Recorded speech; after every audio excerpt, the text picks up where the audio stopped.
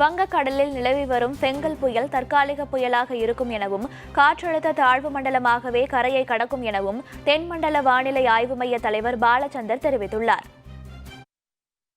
தென்மேற்கு வங்கக்கடல் பகுதியில் ஆழ்ந்த காற்றழுத்த தாழ்வு மண்டலம் தற்பொழுது நாகப்பட்டினத்திற்கு தென்கிழக்கே சுமார் 310 கிலோமீட்டர் தொலைவிலும், புதுச்சேரிக்கு தென்கிழக்கே சுமார் 410 கிலோமீட்டர் தொலைவிலும், சென்னைக்கு தென்கிழக்கே சுமார் 480 கிலோமீட்டர் தொலைவிலும் நிலை கொண்டுள்ளது.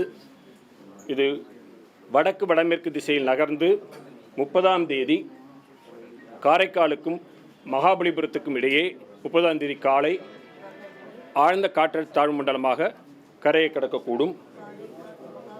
இந்த ஆழ்ந்த காற்றழுத்த தாழ்வு மண்டலம் இன்று மாலை முதல் நாளை காலை வரையிலான இடைப்பட்ட நேரத்தில் தற்காலிகமாக புயலாக வலுப்பெறக்கூடும்.